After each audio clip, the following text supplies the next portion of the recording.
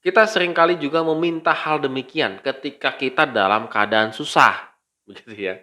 Kalau lagi susah, kita pasti mintanya demikian deh. Tuhan tolong saya, sertai saya dalam setiap langkah kehidupan kita, apalagi dalam keadaan sakit.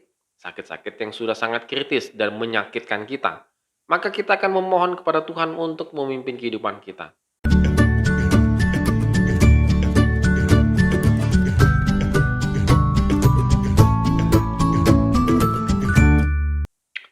Shalom good readers, hari ini kita kembali merenungkan firman Tuhan, tetap bersukacita, tetap optimis, tetap inovasi dalam menghadapi berbagai persoalan kehidupan kita pada hari ini, dan yakinlah Tuhan selalu menyertai kehidupan kita.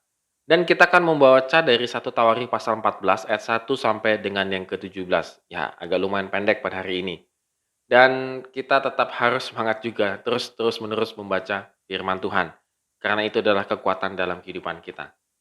Good readers, nats kita pada hari ini berkisah tentang perjalanan kesatuan Israel di bawah pemerintahan Daud.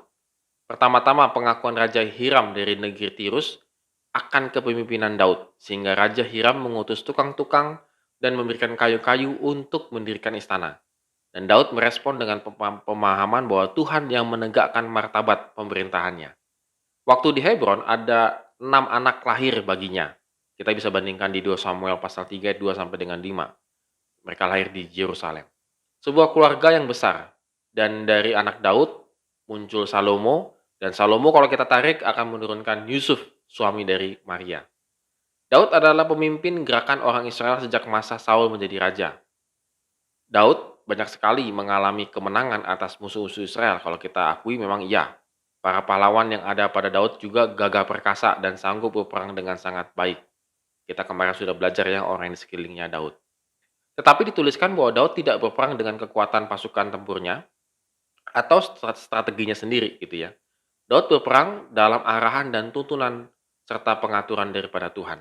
Dicatat berulang kali bahwa Daud bertanya kepada Allah dan ia berbuat seperti yang diperintahkan Allah.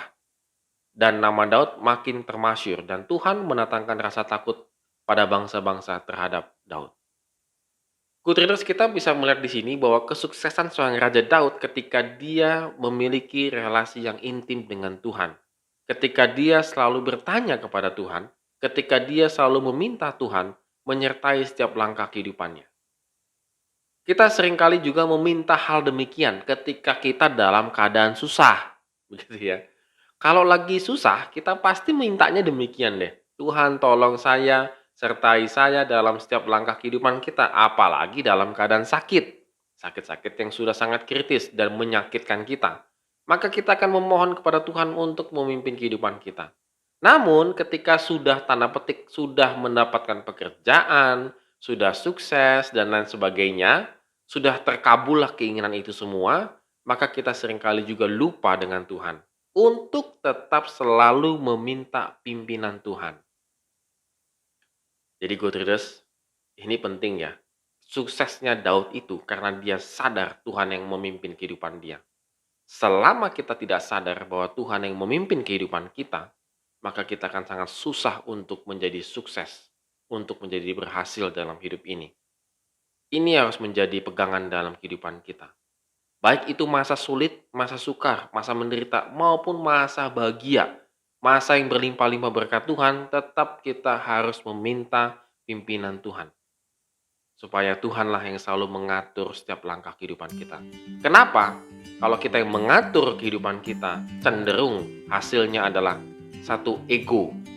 Kita ingin selalu memuaskan diri kita. Yang kedua, berantakan. Ya, kalau kita mengatur kehidupan kita pasti berantakan. Berantakannya kemana? Ya itu tadi, hanya untuk kesenangan duniawi semata. Tetapi kalau Tuhan yang mengatur kehidupan kita, maka Dia akan menunjukkan siapa dirinya Dia, dan kita akan semakin intim mengenal dengan Tuhan. Amin. Terima kasih telah menonton video ini. Have a nice day and God bless us.